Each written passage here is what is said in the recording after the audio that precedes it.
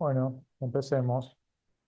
¿Tienen alguna duda, alguna consulta respecto a los contenidos de la clase pasada que vieron con el doctor Clark?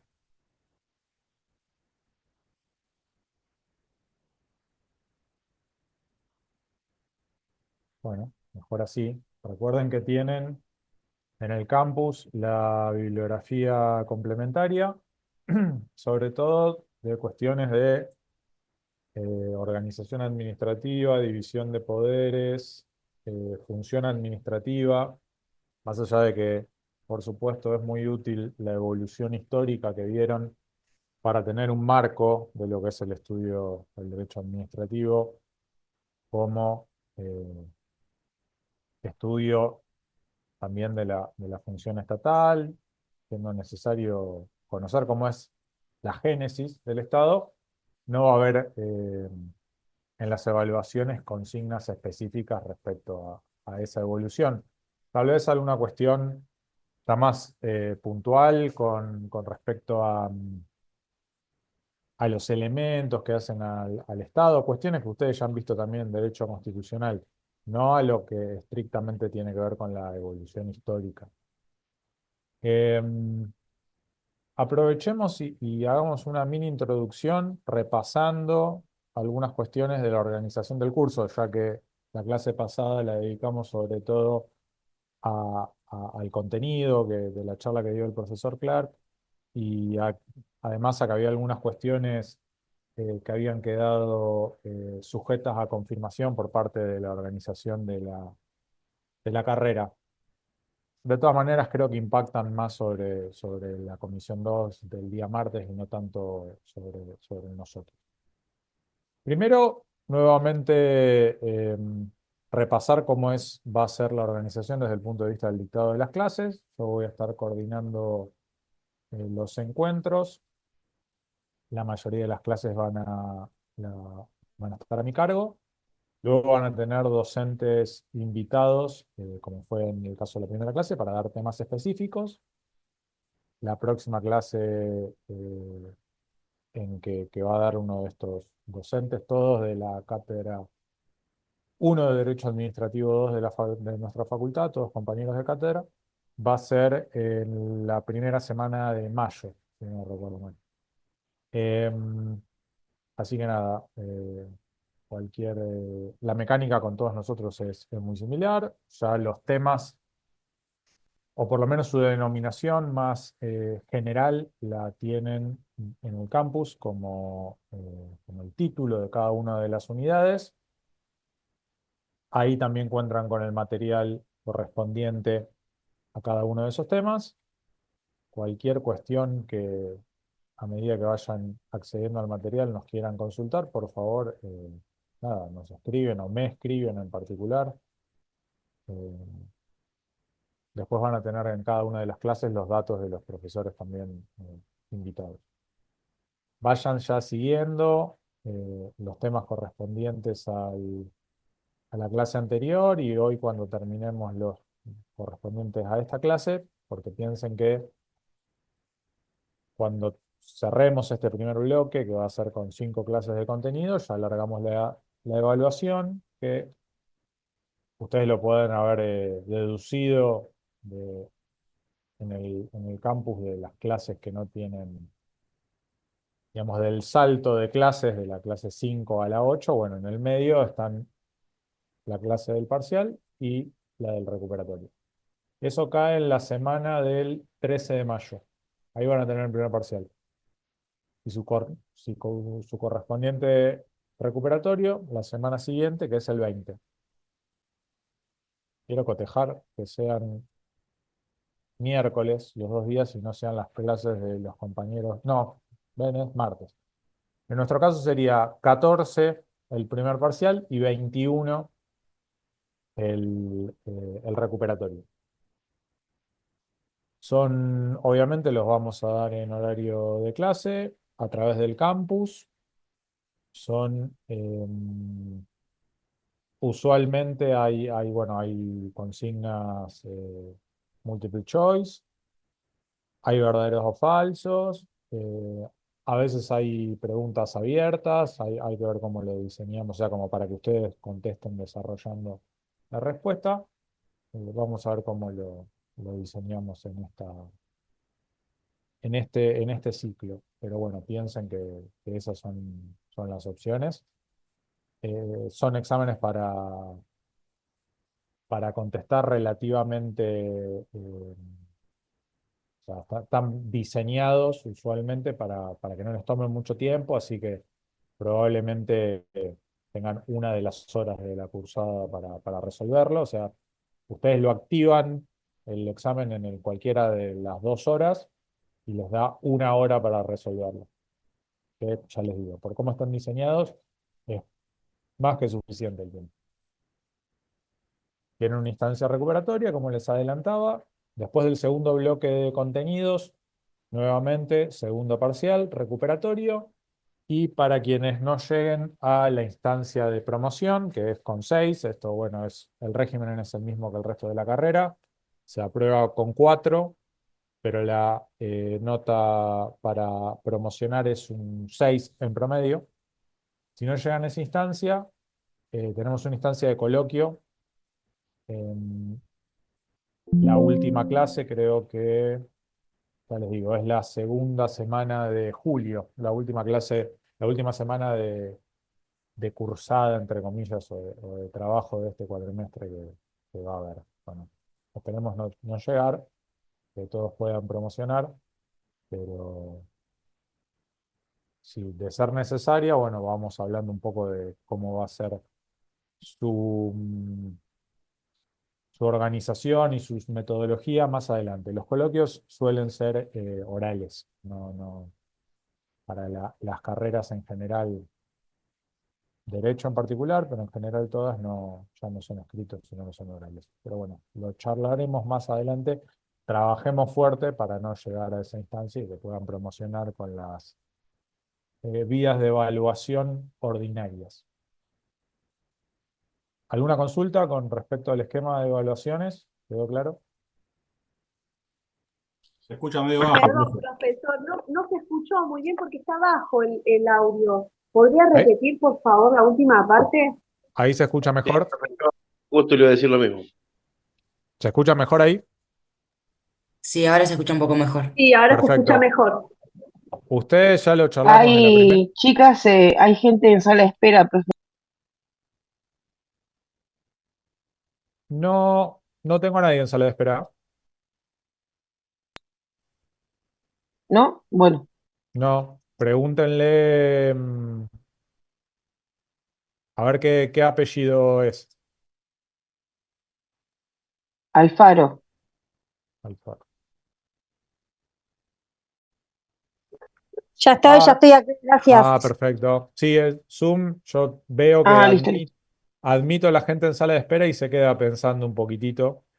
Pero nada, hoy seguimos teniendo el límite de 40 minutos, pero creo que está bien como para organizar la clase de 2 bloques de 40, vamos a estar bien.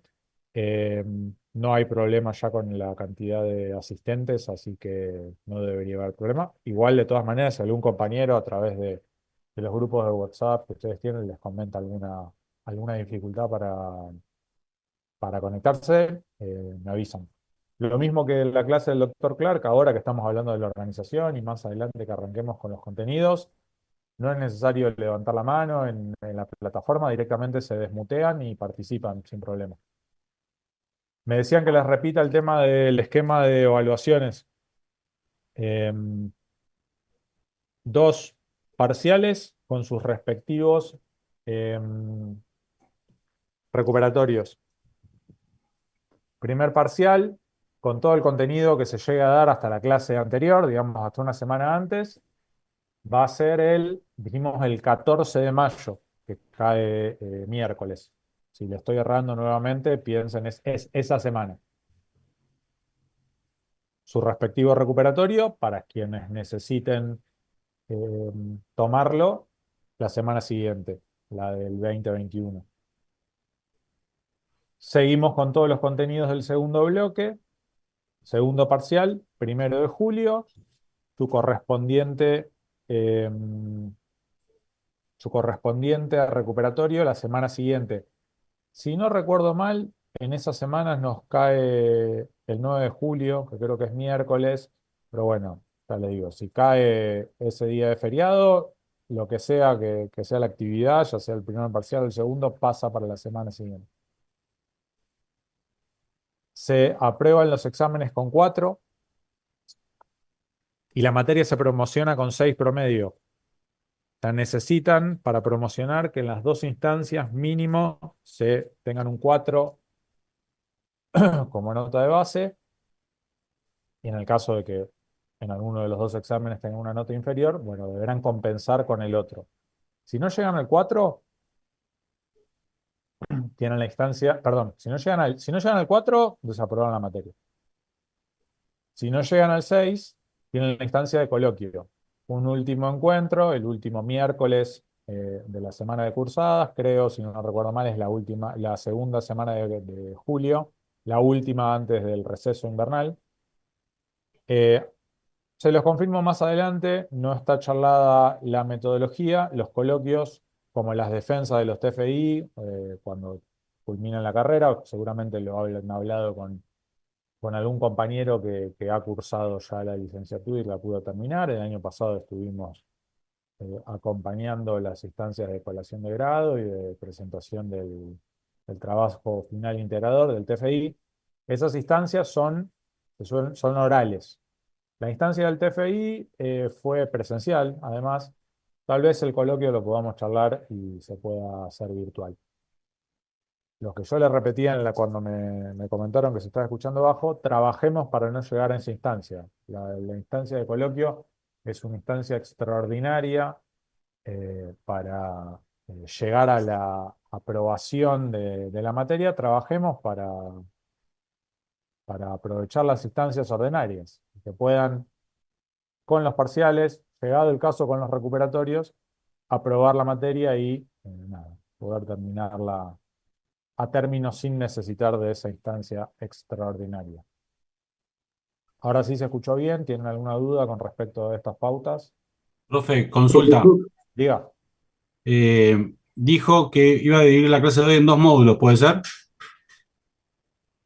Sí, para la plataforma sí, entramos con el mismo link. Se va a Eso cortar quería saber. solo, se va a cortar solo, nos tomamos 10-15 minutos de recreo, no lo van a poder hacer logueados en la clase, se van a tener que volver a conectar Bien, y nos volvemos a conectar y tenemos los segundos 40. genial, gracias. De nada. Profesor, el Sí, segundo parcial dijo 1 de julio, pero a mí en el calendario me figura miércoles 2 de julio. exacto, los tengo armados acá con las dos comisiones. Si alguna de las fechas que le di es martes, corresponde al día siguiente. Está bien. Si el primero es martes, bueno, es el 2.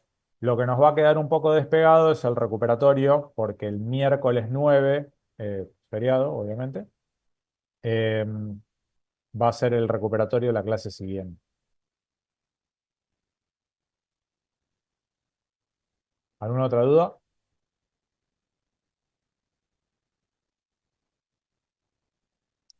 Bueno, si reforcemos otra cosita de cuestiones introductorias, ya tienen en Profe, el buenas tardes. Sí, Susana, decime. ¿Qué tal? Me conecté un poquito tarde. Los parciales son escritos, orales, multiple choice. Los parciales son escritos y se hacen directamente por el campus. Ok, ok, Eh, gracias. en general tienen una fuerte densidad de consignas cerradas, choice y verdadero o falso, y algún diseño más en ese sentido. Y veremos este año cómo lo preparamos. A veces hacemos algunas preguntas abiertas, digamos, para que ustedes desarrollen. En otros casos no dispensamos ese tipo de consignas. A veces hacemos el primer parcial con algunas de esas consignas y el segundo no. Pero bueno, piensen que más o menos se pueden encontrar eso, algunas preguntas abiertas y la mayoría de las preguntas cerradas. se abre el cuestionario lo tienen disponible durante las 2 horas de cursada normal, pero están diseñados para que se resuelvan relativamente rápido, así que pienso que a la medida que ustedes lo abran, les va a quedar disponible por 1 hora para que lo resuelvan, seguramente. Quédense tranquilos, es más que suficiente el tiempo para resolverlos, están pensados para trabajar inclusive un poco menos, 40 minutos, pero nada, o solemos o sea, permitirles que lo entreguen en 1 hora nada, para que lo resuelvan tranquilos, pero van a estar bien de tiempo. ¿Alguna otra pregunta?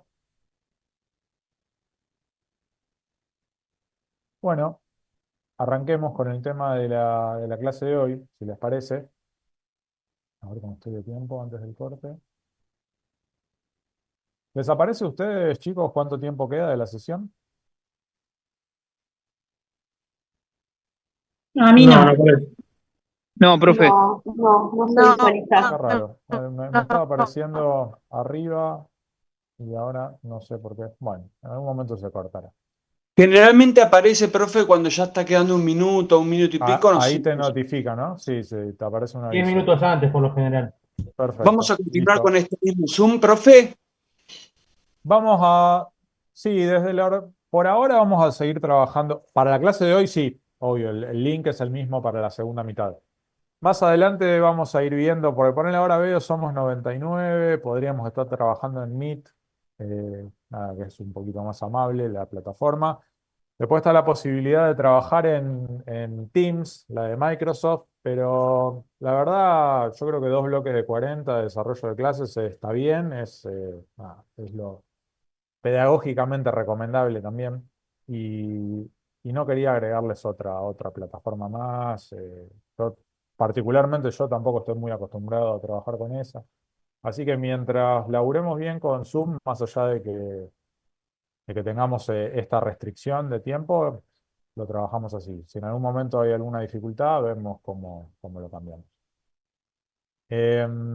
Bueno, arranquemos. Para los que estuvieron viendo la plataforma, vieron que el bloque de la clase de hoy se llama acto administrativo. No recuerdo si en el campus figura como acto administrativo y reglamentos o solamente acto administrativo. Básicamente son los dos institutos, sobre todo el primero, en los cuales va a girar la clase de hoy, como uno de los institutos clave en el desarrollo del derecho administrativo. Esto es todos los temas de este primer bloque hasta el primer parcial van a girar justamente alrededor de institutos característicos de la disciplina. Vamos a ver acto administrativo hoy, vamos a charlar un poquito de reglamentos. La clase que viene vamos a ver contratos administrativos. Y la siguiente vamos a hablar de la relación de empleo público y de la responsabilidad del Estado. Todos temas claves en el desarrollo de la disciplina, muy generales, con también la restricción que tenemos para abordarlos por la propia diagramación de la materia. Piensen que esto, en el marco de la carrera, todos estos temas configuran 2 materias integrales de la carrera de abogacía, Derecho Administrativo 1 y 2, y además están enmarcadas en un programa de estudio donde se apoyan en un montón de otras materias que nutren también de contenido o se interrelacionan por la propia organización del programa de estudio. Así que la idea es poder llevar ahora estamos haciendo estos grandes temas, sus características más salientes, más importantes, poder entender desde un punto de vista general y conceptual cuáles son esos grandes temas del derecho administrativo, la verdad sin inmiscuirnos en cuestiones de detalle o de una profundidad demasiado grande, porque bueno, es lo que nos permite el diseño de la cursada. Nuevamente, la idea es que ustedes conozcan los temas a grandes rasgos, de una manera muy general, para que les permita identificar estos conceptos de manera general. Y también, porque entiendo que es una manera de facilitar el abordaje a estas cuestiones, que puedan identificar, dentro de lo posible, este tipo de institutos en el desarrollo de sus labores diarias, digamos. Parece, tal vez a primera vista, como que se está hablando un poco en chino cuando se ven algunos temas, y después cuando empezamos a bajar los ejemplos prácticos, seguramente ustedes se toparon miles de veces con actos administrativos en el desarrollo del quehacer diario. Ustedes, al ser eh, agentes del servicio de por sí, son parte de un, si no me equivoco, los agentes del servicio son un régimen especial, ¿no? De empleo dentro de la provincia, ¿no? ¿O son 10.430? No, régimen especial. Un régimen especial, perfecto. Eso no 95, deja, 78, 80 es la ley que nos nuclea a nosotros. perfecto. Eso, más allá de que es un régimen especial, sale de la, entre comillas, la ley marco de los agentes públicos de la provincia, no deja de ser una relación de empleo público.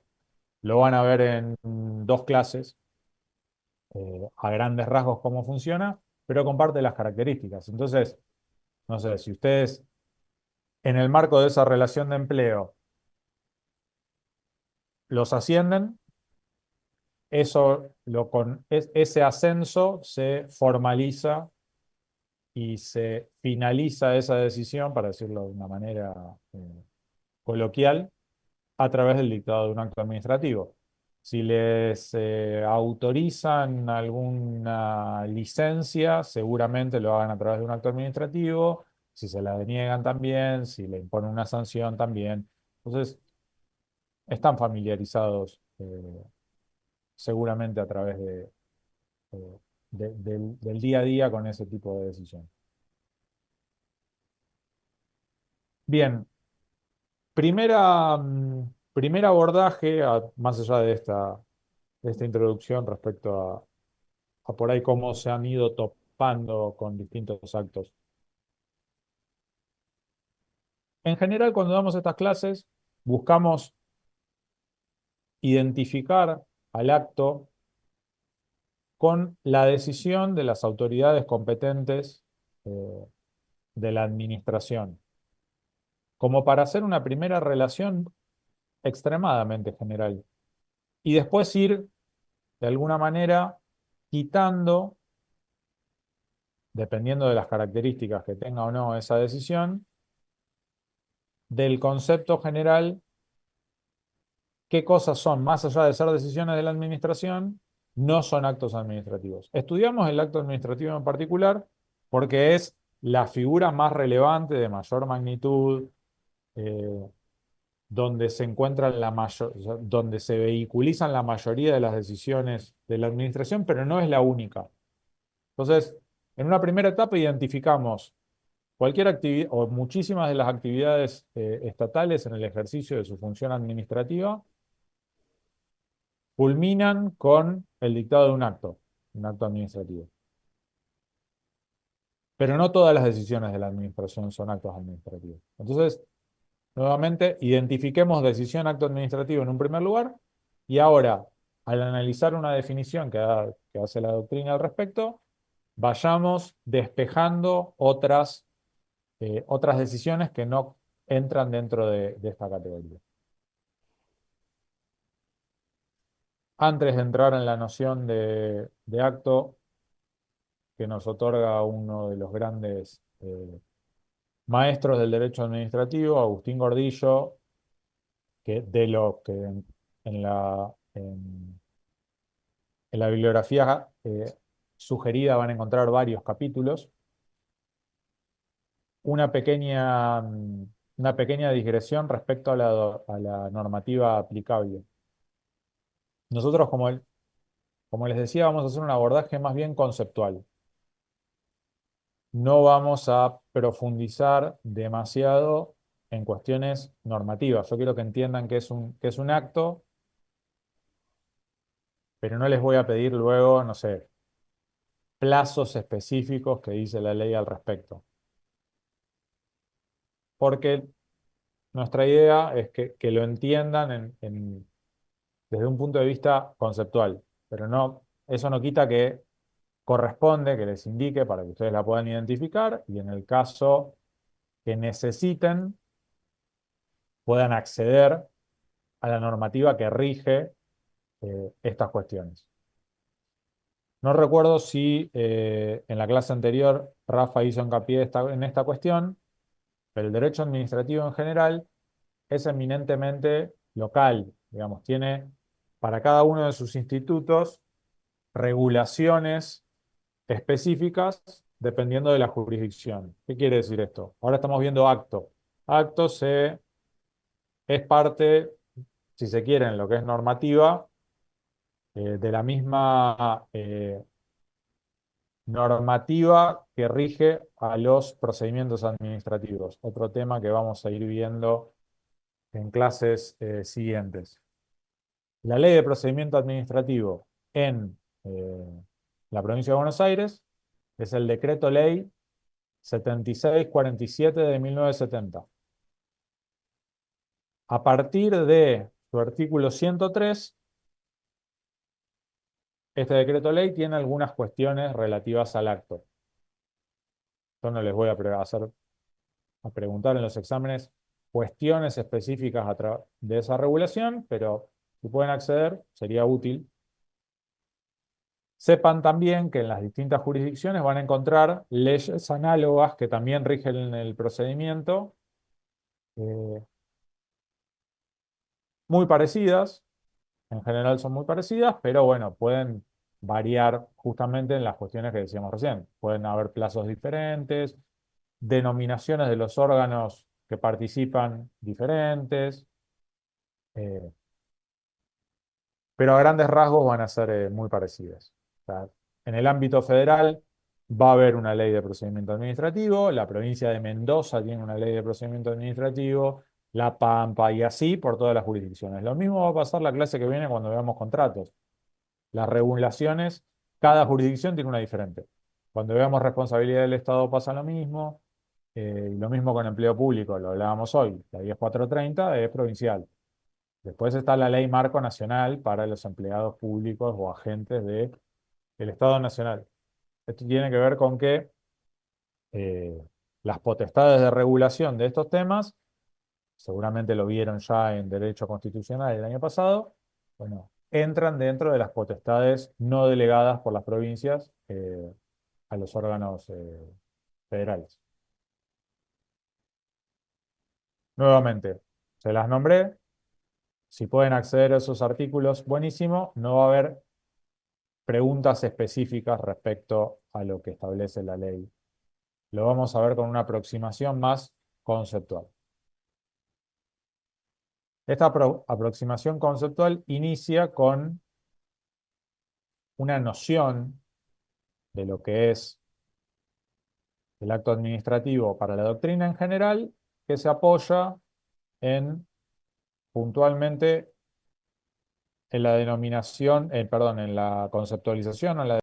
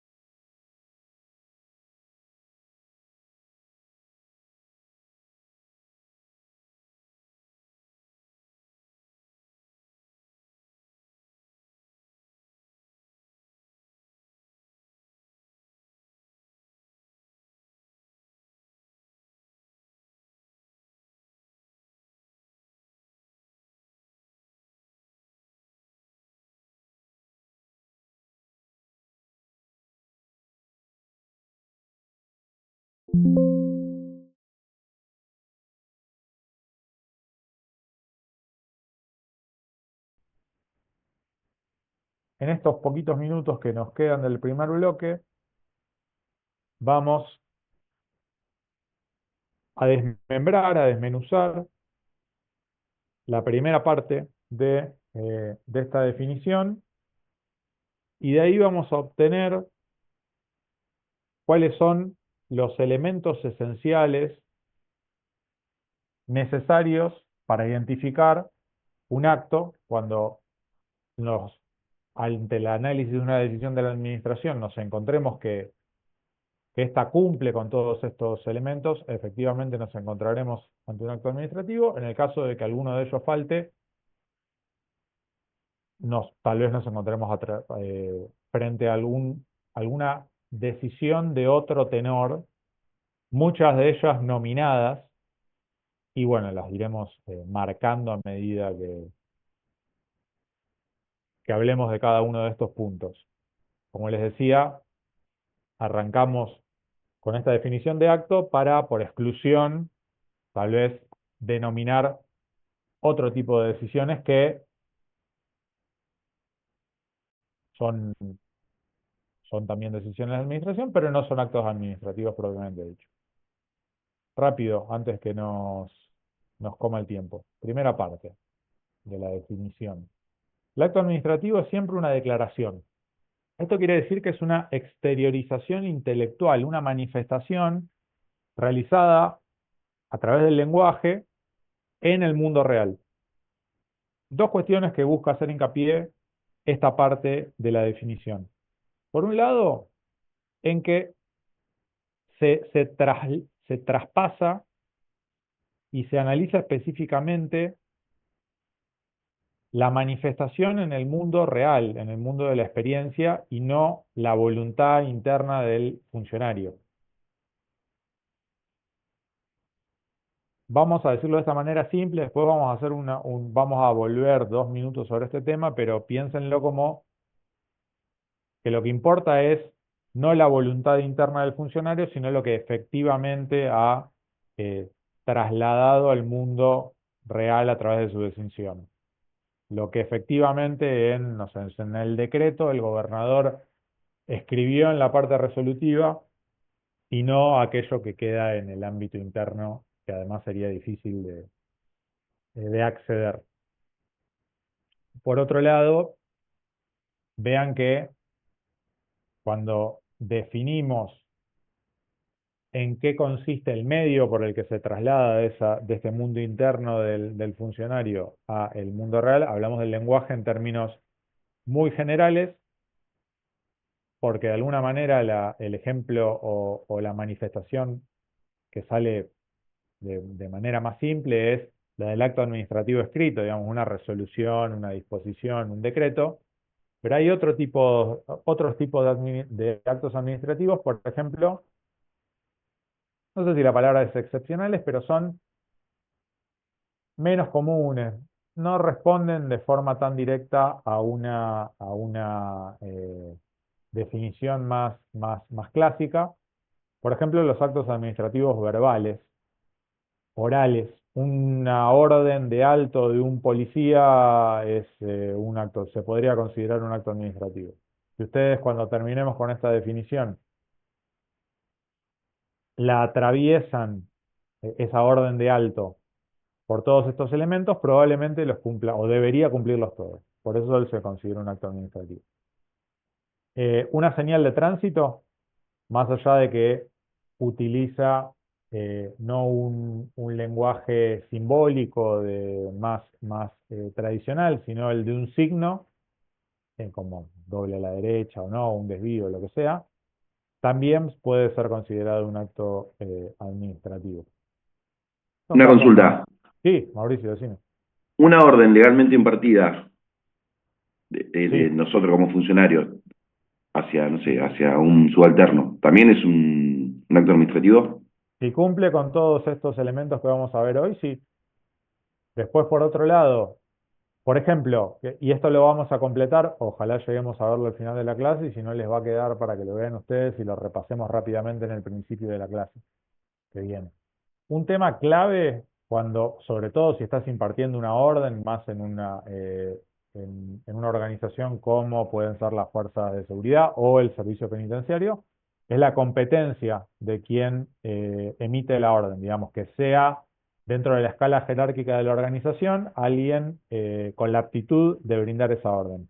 Eso va a ser clave a la hora de determinar si ese acto administrativo es válido. Primero,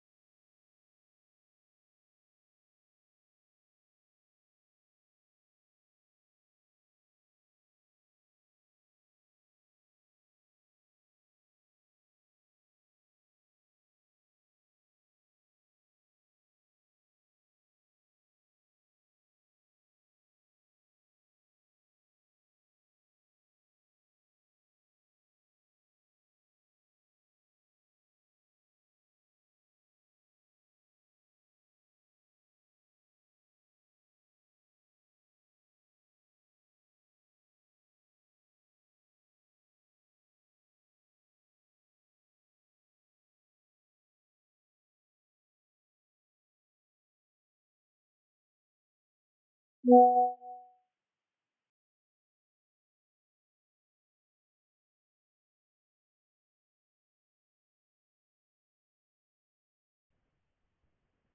¿qué tal? Buenas tardes. Hola, profe, ¿cómo anda? Bien. No logramos por el momento que hagan el cambio de día. Eh, lo que pasa es que yo no podía dar el lunes si en el Sigerum no ponen que cambiaron el día. Y en el Sigerum sigue el miércoles. En el Eh, Cicerum. ¿Cómo? En el Cicerum. Sí.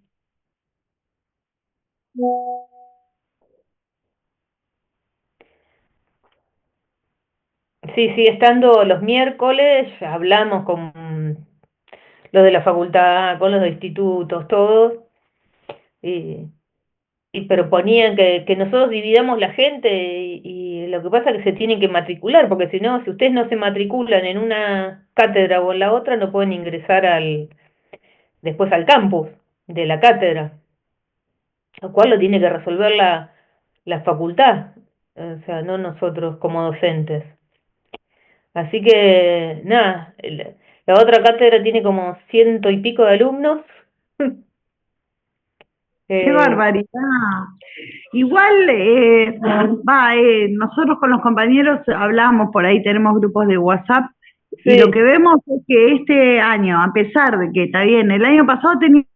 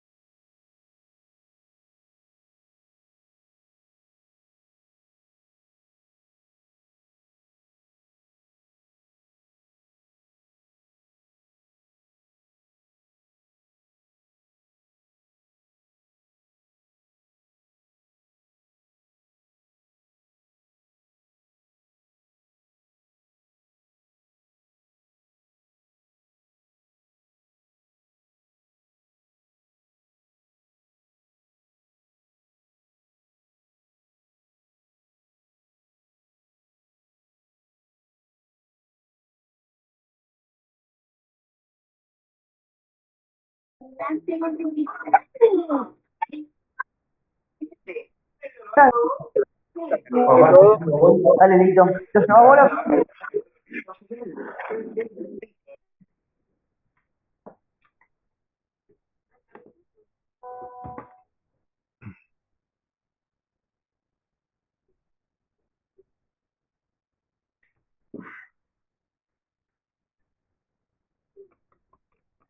Se terminan de reunir algunos compañeros que están en sala de espera y seguimos.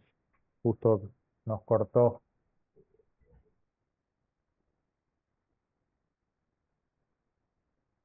¿Ponemos el presente de vuelta, profe? No. No, está bien, está en el anterior. Ah, listo. Profe, yo voy a poner disculpe porque en el anterior no puse. Ok, no hay drama. Yo también, profe, voy a poner porque en el Sí, sí, anterior no puse. los que no agregaron en el anterior agreguen sin problema, los otros no hay necesidad de repetir.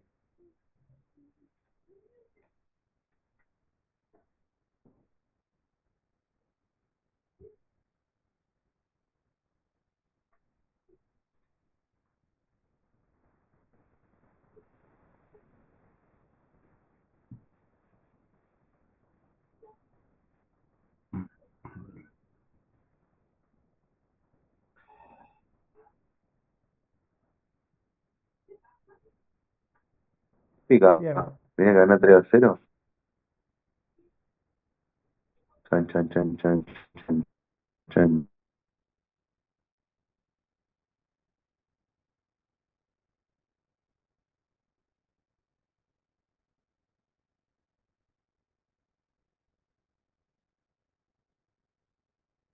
bien, sigamos.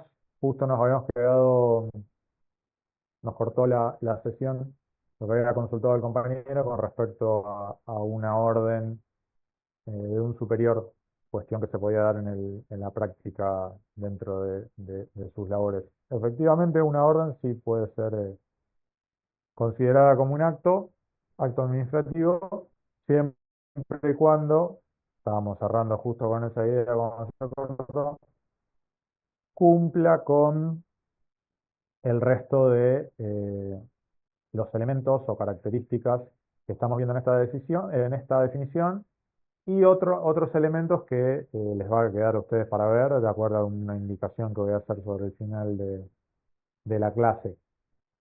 Piensen justamente en, creo que es una de las cuestiones más eh, que ilustrativas respecto a entender si esa orden es válida o no en los términos de la teoría del acto, por ejemplo, la cuestión de la competencia. Creo que estábamos en esa parte cuando se cortó. Bien, la declaración, seguimos con la definición. La voy a pegar por las dudas en el chat para el que no la copió. La dejo nuevamente en el chat. Habíamos dicho que esa declaración, esa manifestación externa, tiene que ser unilateral. ¿A qué le suena unilateral? Único sentido debería ser. Exactamente. Se refiere justamente a que la voluntad que nos importa para esta definición va en un único sentido, que siempre es desde la administración hacia el administrado, el tercero o el particular. Lo que busca ilustrar o circunscribir este elemento y diferenciar del ámbito de aplicación de esta definición es, por ejemplo, a los contratos administrativos. Lo vamos a ver en la clase que viene. Los contratos tienen un régimen particular y ahí hay encuentro de dos voluntades. O sea, o sea, sin entrar en lo que es propiamente dicho los contratos estatales, digamos, los contratos administrativos, pensemos en un contrato privado, una compraventa de un inmueble. Ahí concurren, se encuentran las dos voluntades, la del vendedor y la del comprador. Uno hace una oferta, el otro la acepta, uno paga el precio y la otra parte entrega la propiedad del inmueble. Nacen derechos y obligaciones recíprocas a través de esa comunión de voluntades. En los actos administrativos particulares, la voluntad de forma más intensa, de forma más densa, es la de la administración. Esto no quiere decir que no hay participación de los que son afectados, entre comillas, por esa decisión. Lo vamos a ver clases más adelante que, por ejemplo, en un típico procedimiento administrativo que finaliza con el dictado de un acto administrativo, que puede ser un procedimiento sumarial, un procedimiento disciplinario, hay participación de el afectado, si se quiere, el sumariado, el imputado, tiene la oportunidad de realizar un descargo, de desarrollar su derecho a ser oído y su defensa. Pero eso no quita que el dictado y la definición de esa sanción tiene una fuerte impronta de voluntad estatal. Lo otro es el ejercicio de las defensas que se corresponden con el debido procedimiento en el marco de un Estado de Derecho, que o sea, no estamos en la Inquisición, no es imposible de acuerdo a un esquema de defensa que establece, lo han visto seguramente, nuestra Constitución, sería imposible y repugnante para el derecho vigente la imposición de ese tipo de sanciones sin ningún tipo de participación de los pretendidos eh, imputados o de los imputados. Tienen que tener ese derecho a defensa. Pero esa participación no tiene la densidad suficiente o responde a otras causas, no tiene la densidad suficiente para entender que la imposición, el dictado de esa sanción se vuelve bilateral, donde las dos voluntades confluyen de forma conjunta. En el mismo sentido, cuando se impone una multa, en el mismo sentido, cuando no sé, se declara una cesantía, se otorga una licencia, se rechaza una licencia. En general, prima la voluntad de la administración. Luego hay actos bilaterales, como en el caso del contrato, como que responden a las características que recién señalábamos.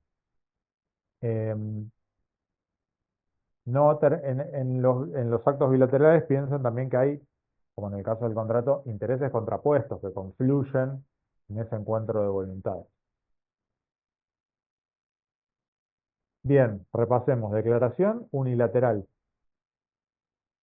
El tercer elemento que forma parte de esta definición es que esa declaración tiene que ser realizada en el marco del ejercicio de la función administrativa. Vimos en la clase pasada con el doctor Clark que se considera función administrativa, cómo no hay una relación perfecta con el poder administrador o el poder ejecutivo. No es que todas las actividades que lleva adelante el poder ejecutivo son función administrativa y todas las que lleva adelante el poder legislativo son función legislativa, y lo mismo con el judicial. Hay como una relación imperfecta entre poderes y funciones. Primordialmente, de forma general, la mayor cantidad de actividad del poder administrador será función administrativa, pero también ejerce las otras dos funciones, lo mismo el resto de los dos poderes. Tomen para eso las definiciones que ya vimos respecto de esas tres funciones. Recordarán, las repetimos por las dudas: función legislativa, dictar normas de carácter general y obligatorias para todos los habitantes. función primordial del poder legislativo, la legislatura bonaerense en el ámbito de la provincia, el Congreso en el ámbito federal. Función jurisdiccional, que es dirimir conflictos particulares entre partes con fuerza de ley. Esto se hace a través de sentencias judiciales. Lo mismo, el instrumento por antonomasia en el caso del ejercicio de la función legislativa es el dictado de leyes. Y la función administrativa, que como ya vieron, es una definición más bien residual. Sus límites y su alcance es un poco más amplio y se define por exclusión tal vez de las otras dos. Vamos al enunciar lo que se considera el ejercicio de función administrativa, de alguna manera salta a la luz que es un poco todo lo que no es función legislativa y función jurisdiccional. Lo repetimos, la función administrativa es el ejercicio de actividades de carácter concreto, inmediato y permanente y continuo, con el objeto de satisfacer intereses públicos o necesidades colectivas. Recuerden esta idea de interés público, bienestar general o necesidades colectivas es clave como la finalidad del ejercicio. Profe, perdón, ¿puede repetir esa definición? De función administrativa, sí, la repito, es el ejercicio de actividades de carácter concreto, inmediato, permanente y continuo con el objeto de satisfacer intereses públicos o necesidades colectivas. Lo van a encontrar en los textos también citados. Una definición que usa este criterio residual para definirla. Para la doctrina ha sido un problema definir la función administrativa, justamente por esto que charlábamos de cierta dificultad en establecer los límites. Y bueno, se ha tomado esta definición más bien general y que de alguna manera encuentra sus límites en las otras dos funciones que tienen aristas un poco más definidas y más precisas. Entonces, repasamos. Tenemos que el acto administrativo implica una declaración unilateral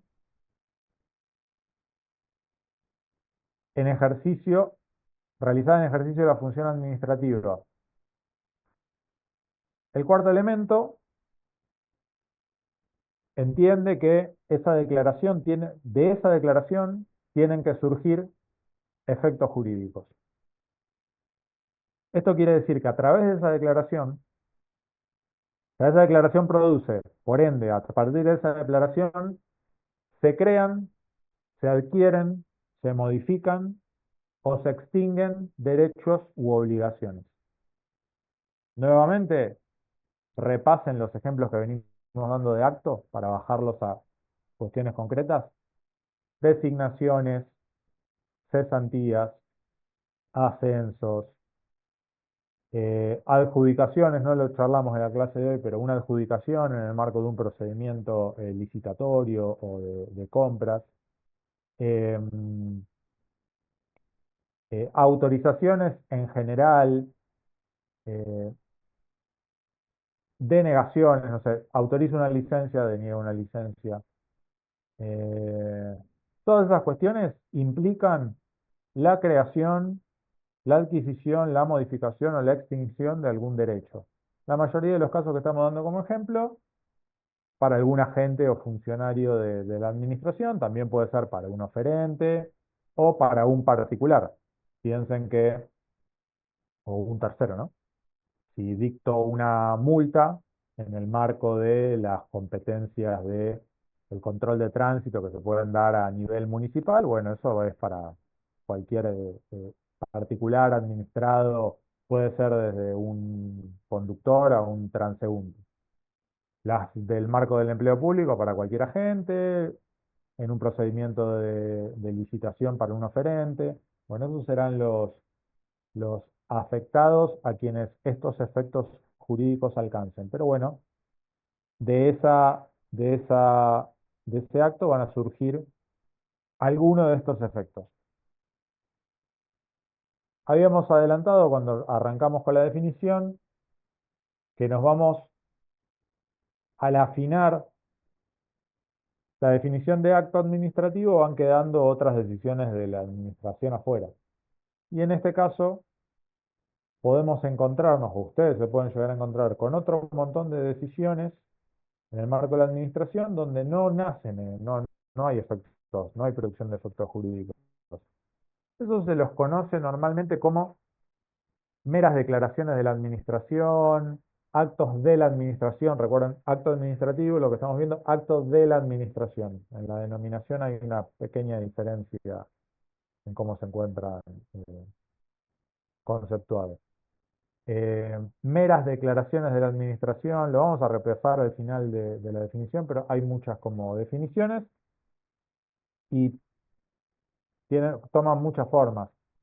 Comunicaciones, algunas invitaciones o felicitaciones, mucho de lo que tiene que ver con cuestiones de protocolo en el marco de la administración, en general corresponden a esta categoría, de que no hay en realidad mayores eh, efectos. Luego hay otros, al final de la definición, vamos a ver otros actos de la administración un poco más relevantes que tal vez también lleguen a ver ustedes en el marco de sus labores. Quinto elemento del acto administrativo. Esa declaración tiene que ser de alcance individual o particular. O sea, los efectos van a impactar en un individuo, una persona, un agente determinado. Todos los ejemplos que venimos dando son particularizados. La multa va a determinado conductor. La sanción va a determinado agente. La adjudicación es para determinado oferente.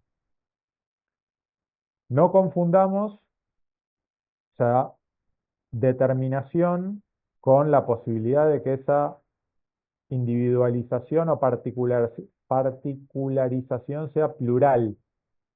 La adjudicación, si hay varios equipos que estamos comprando, pueden recaer sobre varios oferentes. O sea, puede haber una adjudicación múltiple, pero plural. O sea, múltiple, pero particularizada. El renglón 1, el equipo A al oferente 1, el equipo B al oferente 3.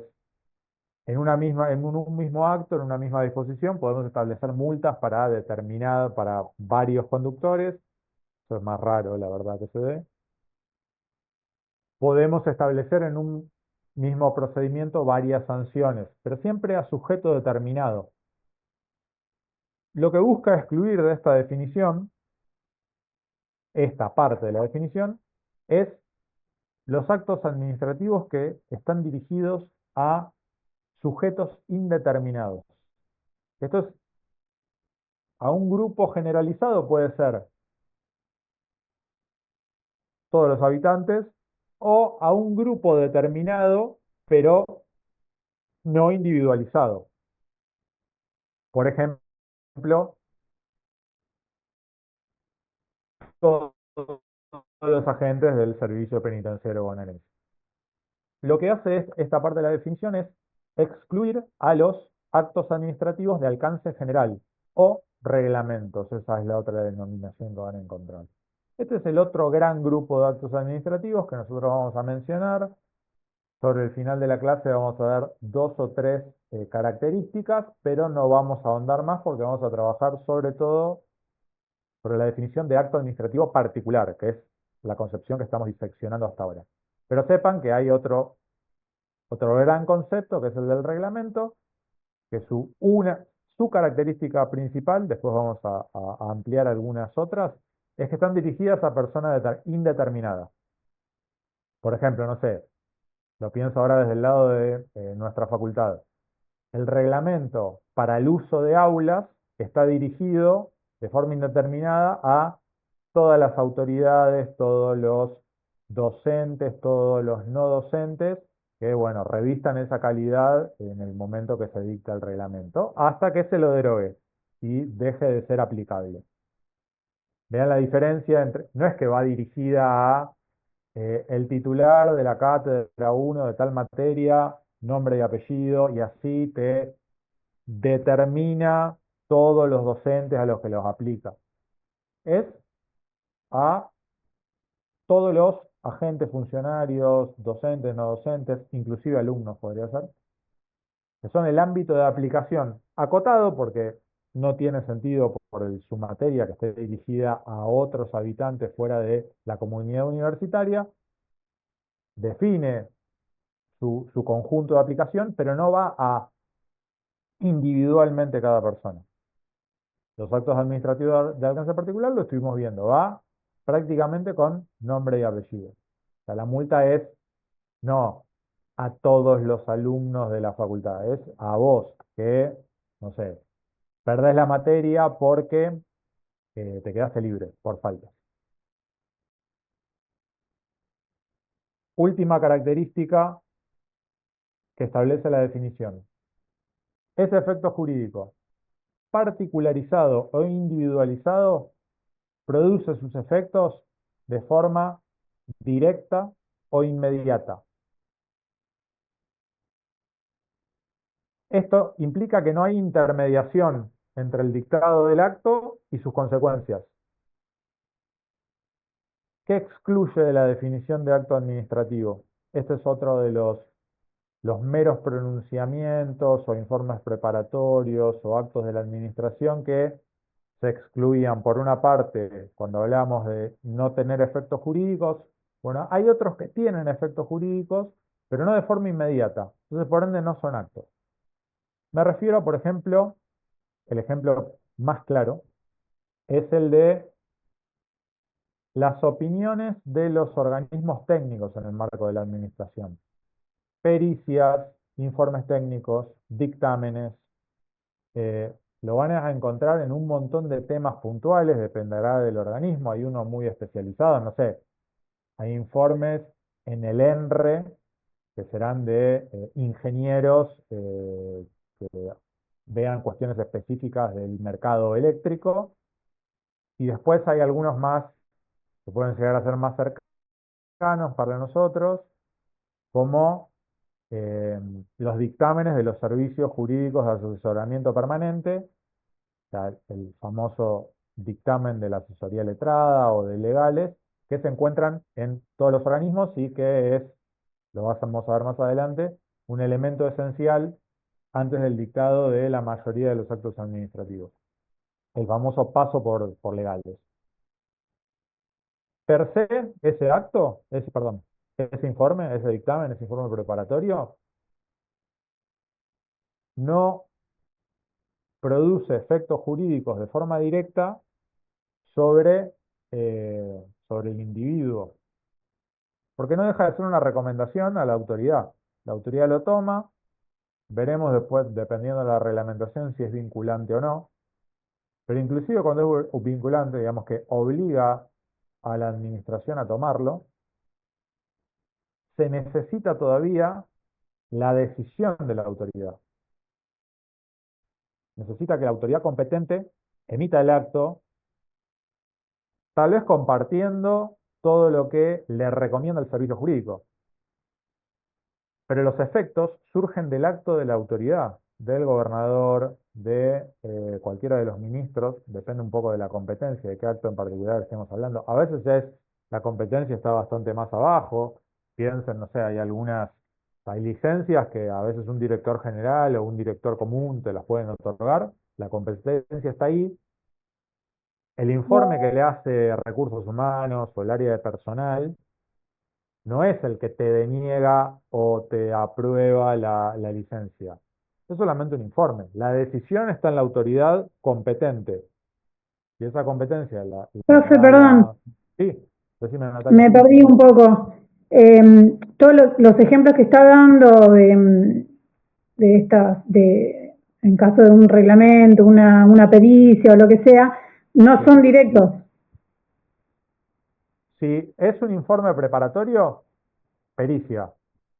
Dictamen de la asesoría, dictamen técnicos en general, no sé, pienso en, puede ser del área de, hay que ver la denominación en cada organismo, pero salud, pedís una carpeta, puede ser que participe un profesional de la salud externo al organismo o interno. Per se, ese informe que es técnico de algún área del conocimiento profesional específico, no tiene efectos. O sea, no Perdón, tiene... profe, perdón. Sí, Creo que vendría a nuestro caso, para llevarlo un poco más tangible, sería el informe que realiza el DTC a la hora de que algún interno esté buscando algún beneficio escarcelatorio. Entonces el DTC eleva el informe al juez y el juez es el que determina si le va a corresponder o no, pero el que termina decidiendo el juez. Creo que sería un caso de lo que estamos hablando. O sea, la es sigla directo de DTC, ¿qué significa? Departamento Técnico Criminológico. Ah, bien. Creo que Sí, lo entiendo y sí tiene el espíritu de esta idea de la recomendación del órgano más operativo para quien toma la decisión. Pero tengamos en cuenta que en este caso estamos hablando nosotros para lo que es el acto administrativo, estamos hablando del ejercicio de función administrativa. Y acá hay un cruce entre lo que informa un organismo administrativo y la intervención de un organismo judicial, del Poder Judicial. Pero sí está bueno el ejemplo de la idea de recomendación y quién toma la definición. No lo tomen de forma literal porque finalmente esa decisión que toma el Poder Judicial se asemeja más a una sentencia. Y recuerden que eso es ejercicio de función jurisdiccional. Profesor, tenemos un caso nosotros de lo que es la bonificación por no asignación de vivienda, casa habitación, en donde la Dirección de Asuntos Jurídicos hace un dictamen que no es un acto jurídico ese, y después el jefe del servicio hace una resolución en donde resuelve en base a los considerandos, que uno de los considerandos es el dictamen de asuntos jurídicos, en donde otorga o no el beneficio. Bueno, perfecto. Esa es, como decíamos, el ejemplo anterior tenía más esta idea de la finalidad de recomendación estaba bien. Ojo, como para traerlo, sobre todo si lo usan como ejemplo, el tema de cruce de poderes. En este caso, lo que me comentaba el compañero, ya sí, es exactamente ese dictamen, es el del que estamos hablando, y después les va a servir también esta cuestión para cuando veamos o cuando vean los elementos del acto administrativo, lo que suele hacer la autoridad, más allá de que procedimentalmente es obligatorio el paso por el servicio jurídico, la autoridad toma o no los argumentos de esas intervenciones previas de los servicios administrativos, sean jurídicos o sean operativos, y lo usan como motivación.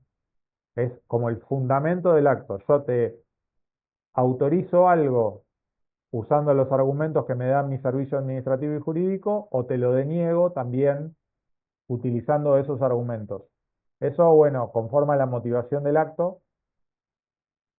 No tienen, cuando no es vinculante de acuerdo al reglamento, no es necesario sí o sí acordar.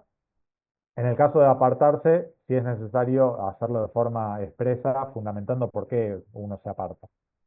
Pero sí, eso sería un buen ejemplo de informe preparatorio o de dictamen. Todas esas cuestiones lo traigo así, ya cerramos el tema, es algo que damos más adelante. Recuerden que estamos como a través de esa definición intentando limpiar otro montón de decisiones de la administración que no son actos administrativos. Esto podemos considerarlo como acto de la administración, lo habíamos dicho, acto interno, algunos son de mero trámite, otros son meros pronunciamientos administrativos, lo elemental que se tienen que llevar es que no tiene efectos jurídicos directos, tiene efectos jurídicos indirectos, por esta idea de que pueden servir como argumento o fundamento para la decisión propiamente dicha. Bien, cerramos la definición con esto. Vamos a hacer una enumeración medio rápida de los formatos de otro tipo de decisiones administrativas que fuimos dejando de lado. ¿Alguna duda, comentario con respecto a lo que vimos hasta ahora?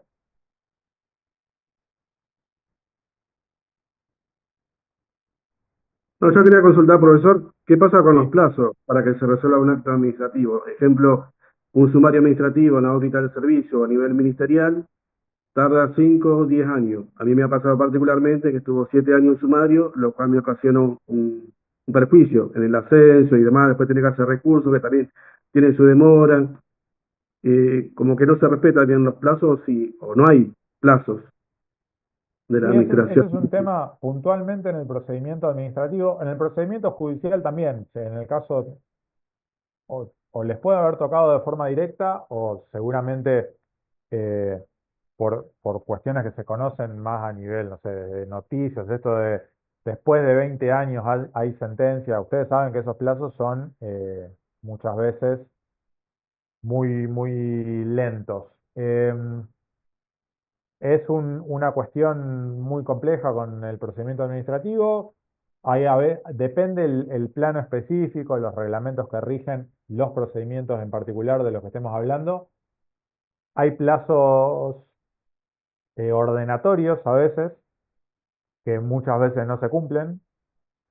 Eh, y después lo que sí ha habido es, bueno, hay fallos de la Corte a nivel provincial, nacional, hay otros casos que han llegado a la Corte Interamericana, eh, que hablan justamente de plazo razonable, sobre todo cuando se llega a un punto de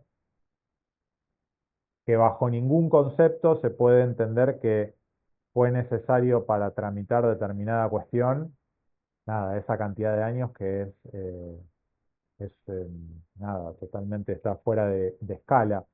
Si no recuerdo mal, el fallo clásico que se da de la Corte de Naciones es los CICER. Después se lo voy a compartir si a alguno le interesa verlo. Y si no recuerdo mal, era justamente un sumario que creo que llegó a durar 20 años. Con todos los perjuicios que puede traer eso. Es una problemática que nada, está compartido para los procedimientos hace muchos años. Hay definiciones judiciales en ese sentido que acompañan a esta idea de que el perjuicio que se generó por este tipo de plazos irrazonables pueden llegar a conllevar una indemnización. Pero bueno, no es una práctica que esté erradicada. Les comparto el fallo por si les interesa o les sirve por alguna cuestión. Nada, es interesante. Es una cuestión que ya hace un tiempo se está intentando atacar. Sepan, lo vamos a ver cuando veamos sobre el final de la clase de la materia procedimiento y proceso. Hay varios principios que buscan evitar estas cuestiones, las dilaciones irrazonables. Se busca simplificar el procedimiento para que avance sin dilaciones. No siempre se cumple.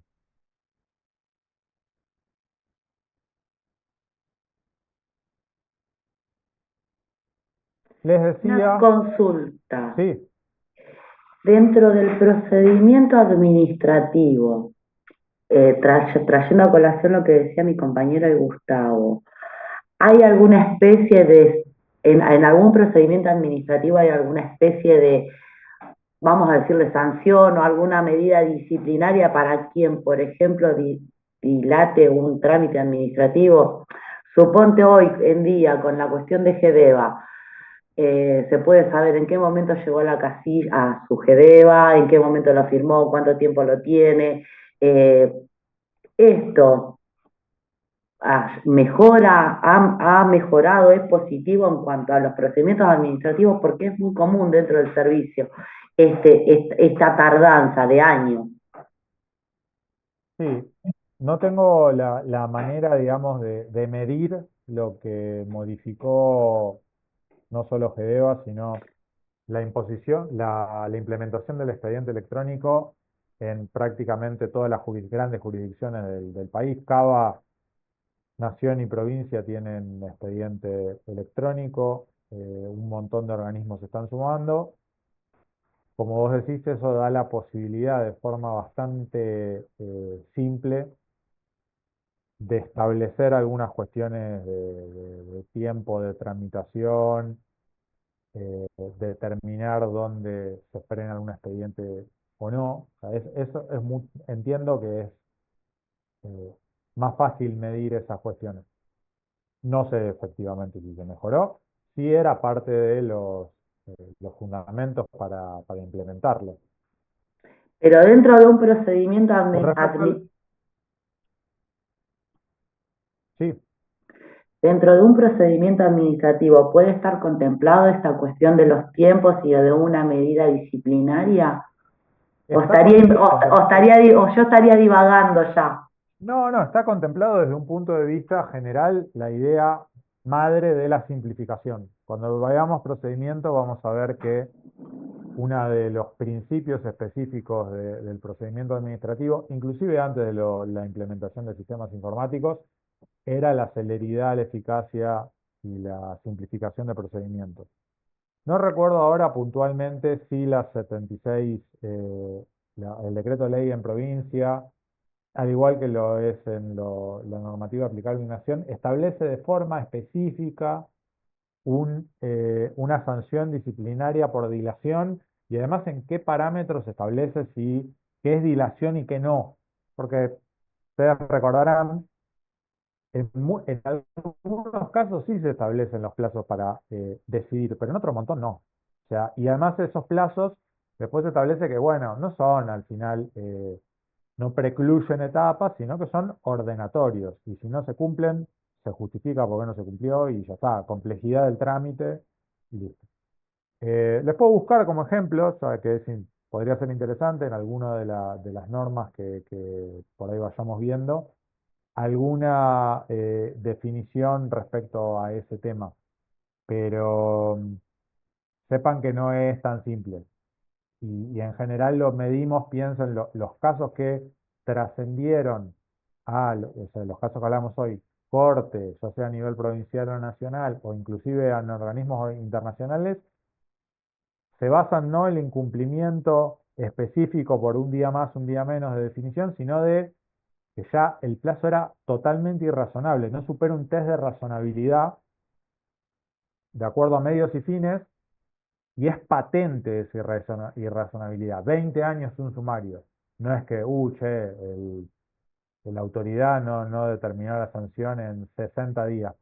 Pensemos que el reglamento te pide eso. Entonces estamos en un análisis. Disculpe, Sí, en el Daniela. caso, por ejemplo, hay un caso que recuerdo que se inició un acto o sea, un sumario administrativo para determinar quién era el responsable de que salga el informe en tiempo y forma al juzgado para iniciar un expediente disciplinario. No sé si me entendió. Daniela, te corto porque se está por cortar la sesión. Ah, listo, listo. Cortamos, volvemos 10 minutos, así me comentás tu caso y cerramos la clase. ¿Les parece? Mismo link.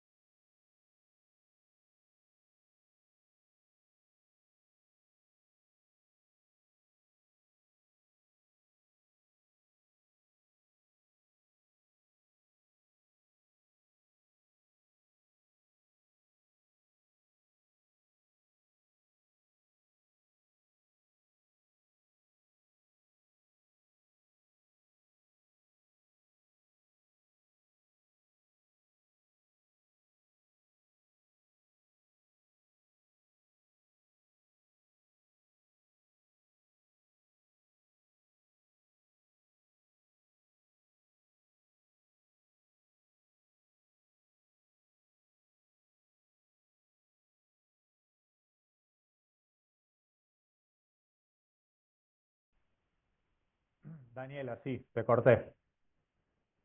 Hola, sí. No, lo que me acordaba de un sumario administrativo que se inició por orden del juzgado, que del juzgado fue al Ministerio de Justicia, el Ministerio de Justicia lo bajó por el lado del servicio penitenciario, que se dé comienzo a un sumario administrativo para buscar el responsable de que no se haya informado en tiempo y forma del inicio de un expediente disciplinario a un interno, que se lo llevó al SAC, se lo sancionó con 10 días, que creo que es el máximo, no recuerdo, bueno. Y el interno, bueno, estuvo en el SAC. El abogado del interno justamente apeló a esa sanción disciplinaria porque nunca había llegado al juzgado.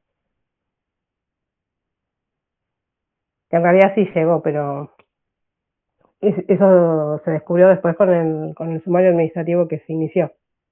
Ok. Pero por Y, el tema del tiempo, que tenés 24 horas para que llegue el informe al juzgado, se inició un sumario administrativo para buscar al responsable. ujú.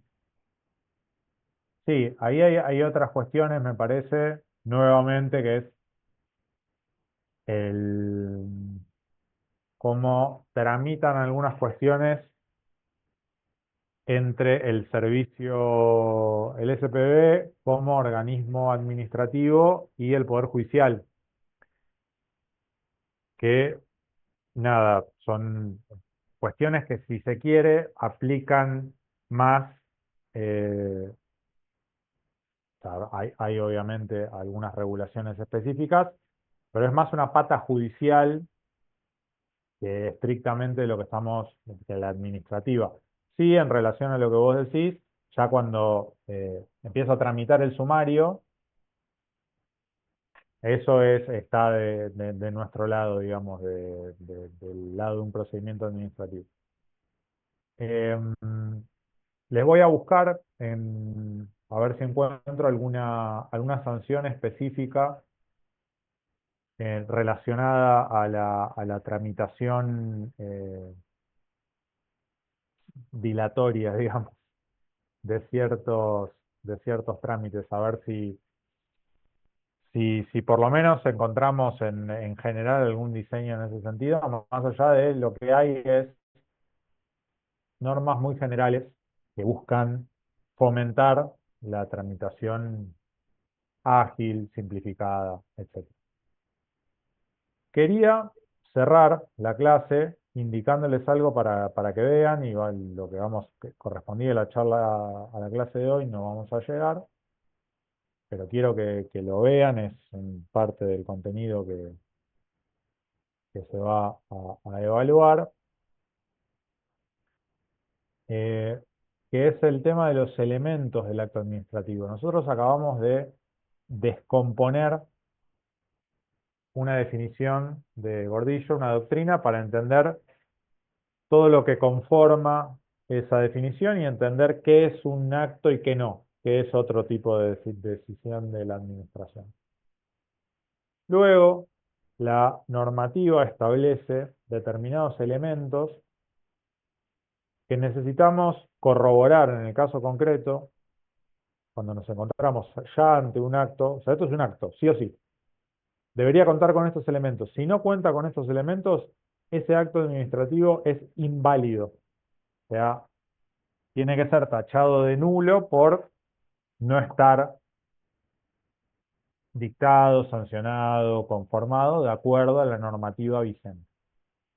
Entonces esos elementos los van a encontrar en la doctrina, en la que nosotros sugerimos, en cualquier otra que ustedes quieran usar. Creo que la que se había sugerido por parte de la cátedra son todos textos de Gordillo, pero sepan que hay un montón de autores más de derecho administrativo, algunos más claros, otros más complejos, algunos que escriben más lindo, más largo, más resumido. Tienen plena libertad para, dentro de ciertos parámetros de lo que es una obra de cierto fuste, digamos, de cierta jerarquía, a los grandes clásicos del derecho administrativo, que si lo buscan en cualquier página, biblioteca, lo van a encontrar. Nosotros elegimos Gordillo, pero puede ser Marienhof, Balbín, Diez. les van a servir. Yo lo que les voy a dar como guía, más allá de lo que encuentran en la doctrina, es un artículo de la ley, pero no de la ley de la provincia de Buenos Aires que nombramos hoy, el decreto de ley 7647, porque el decreto de provincia lo tiene medio desperdigado en su texto, estos elementos los pueden encontrar, pero no de forma tan clara. La ley de nación, con la debida aclaración, que no nos aplica de forma directa a nosotros, pero como estamos buscando una aproximación conceptual o teórica y no necesariamente de normativa aplicable, nos va a servir. Tiene una enumeración elemento por elemento en su artículo 7. Entonces, ya les digo, desde el punto de vista más pedagógico, didáctico, me sirve y les va a servir a ustedes contar con esa enumeración, más allá de que no haya aplicación directa en el marco provincial. Después con eso, ese artículo de la ley nacional y los textos de doctrina van a poder estudiar, me parece, los elementos de manera más clara. Te los nombro rápidamente para que los puedan Perdón, profe, ¿qué Pero son los artículo mismos dijo? elementos de la provincia también, ¿no? Sí, porque son elementos que la nación lo bajó en su texto normativo, pero se corresponden con la concepción de acto administrativo, cualquiera sea la jurisdicción en la que nos encontremos. Yo les traigo el de nación porque la verdad está mucho más claro. Perdón, ¿qué artículo dijo? Es el artículo 7 del decreto de ley 19.549. Se lo subí cortado directamente. Si por alguna cuestión por curiosidad o porque creen que pueden sacar algo más de la ley de nación, lo van a tener en el título, la buscan directamente en alguno de los buscadores, Infoleg, alguno de esos buscadores conocidos.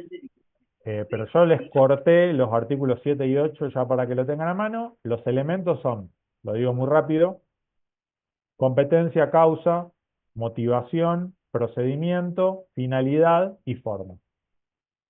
Cuando encuentren eso, van a ver que son esos los elementos. Vean cómo lo establece la ley, que hace una especie de definición raro para una ley. Las leyes no suelen definir cuestiones. Esta es la ley de nación. Esta es un proyecto de uno de los grandes maestros del derecho administrativo argentino, el doctor Marienhoff. Ahí se nota una especie de vocación pedagógica o didáctica en su redacción. Eso lo van a poder completar luego con los textos de doctrina, donde van a desarrollar un poquitito más. Por ejemplo, agarramos el primer elemento, inclusive el más fácil de identificar, me parece, cuando lo ven en el día a día, competencia. Un acto, para que sea válido, tiene que ser dentro de sus propios parámetros de competencia, dictado, valga la redundancia, por la autoridad que tiene competencia para hacerlo. Esa competencia depende de un montón de puntos. Competencia jerárquica, la más fácil, digamos, si yo soy el agente más raso dentro de la organización, probablemente no pueda emitir un acto que, no sé, sancione a un compañero mío. Se debe necesitar, no sé, director general para arriba.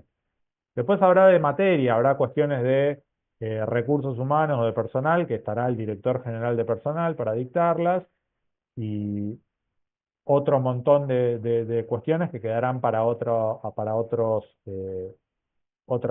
jerarquías o otras autoridades. Después hay cuestiones de jurisdicción. El director del SPB, o sea, la máxima autoridad dictará cuestiones, actos administrativos relativos obviamente al servicio penitenciario bonaerense. El director general o la máxima autoridad del servicio penitenciario de otra provincia no tiene, o sea, si intenta sería casi ridículo, pero nos sirve como ejemplo de laboratorio. Si dicta una orden pretendiendo indicar cuestiones en el ámbito federal o el de otra provincia, ese acto va a ser inválido. Así lo van a encontrar como este primer elemento en la norma y en la doctrina. Vean el resto de los elementos y charlamos 10 minutos respecto de esta cuestión en el inicio de la clase que viene, que como van a ver en el campus, ya es otro tema, contratos administrativos, así que después de este repaso arrancamos con esto. Si no hay dudas o comentarios, cerramos por hoy. Cerramos. Felices Pascuas para todos, buen fin de semana. Gracias, Nos profe, vemos el igualmente. miércoles que viene. Gracias. Chao, hasta luego, gracias.